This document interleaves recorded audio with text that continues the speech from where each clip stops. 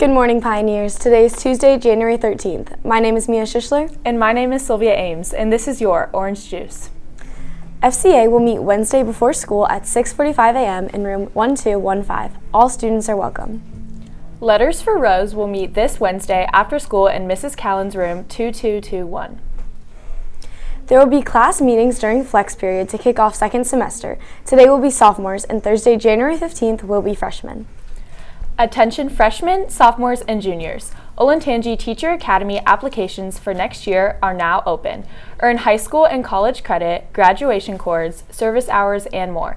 For questions, contact Sunday_weekly at olsd.us. Now here's Vidir with a look into ACT prep.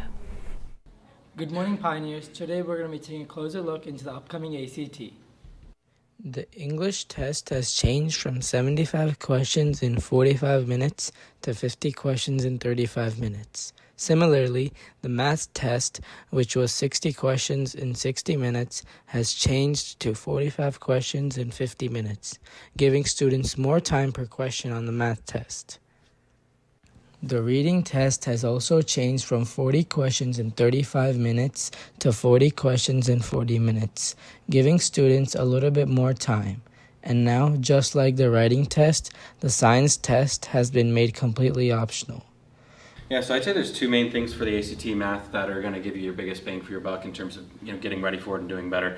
First is a little tip that I never followed until more recent years, which is if you get stuck on a problem, don't spend 10 minutes working on it. It's a time test. I did that way back in the day, and I ended up having to guess in the last 6 questions because I just didn't have the time to even attempt them. And sometimes, usually if you skip a problem because you're struggling a little bit, when you go back to it later, for some reason that kind of recalibrates your mind, and then you can actually, sometimes it just comes to you the second time you see it, maybe even the third time. So that's tip number one. And then second thing is just do some practice tests. They're available online. It gets you familiar with how the questions look, how the styling of the phrasing, everything looks. And oftentimes they just have similar questions from year to year and test to test. So if you put in the reps, they're not going to just wildly change the content. It'll get you ready for what you need. That's all for today, Pioneers. Now back to the news desk.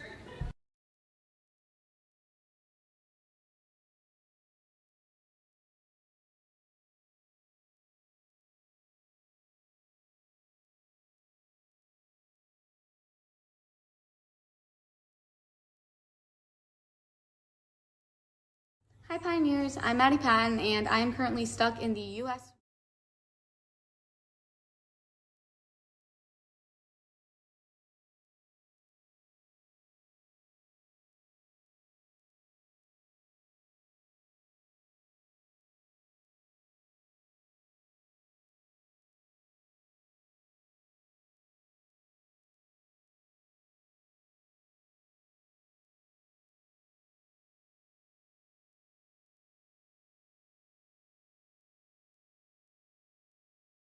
Hi Pioneers, I'm Maddie Patton and I am currently stuck in the U.S. Virgin Islands. This is due to the invasion of Venezuela that happened on Saturday, January 3rd. So what happened was the U.S. military went to the capital of Venezuela and took the current president and first lady back to the United States in New York. This has really affected a lot of the islands, especially the airspace. The entire Caribbean airspace was shut down from the 3rd to 1 a.m. on the 4th. This has affected everybody, and specifically me, because all of the flights got canceled and you can't book a flight back with ease.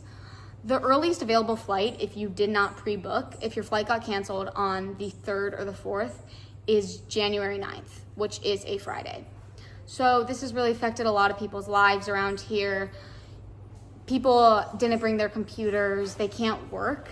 And really, it's kind of chaotic. You have to find a new place to stay, you have to book a new flight, and it's really just kind of inconveniencing everybody. So now I'm going to take a look into the situation from the perspective of somebody that is stuck. On top of trying to find a new place to stay, many people, especially travelers from the United States, have been struggling with getting off of the island. There are a bunch of lines to get out of the ferry, to get out of any city and especially at the airports. Many airlines have been affected by this because they are not able to get as many airlines off of the ground due to the shortage and the backed up flights that need to take off. That's all for me. Now back to the desk. The Environmental Club is collecting denim donations for Habitat for Humanity from today through this Thursday, January 14th. Denim from any brand is accepted but must be at least 90% cotton.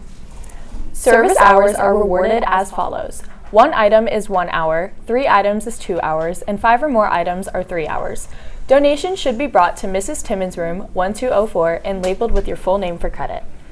That's all for today, Pioneers. Make sure to follow us on all our socials at OHS Juice and tune into our live radio station, WPOP The Pulp. For The Juice, I'm Mia Schischler. And I'm Sylvia Ames. Remember to stay juicy, Pioneers, and please stand for the pledge. I pledge allegiance to the flag of the United States of America and to the republic for which it stands, one nation, under God, indivisible, with liberty and justice for all.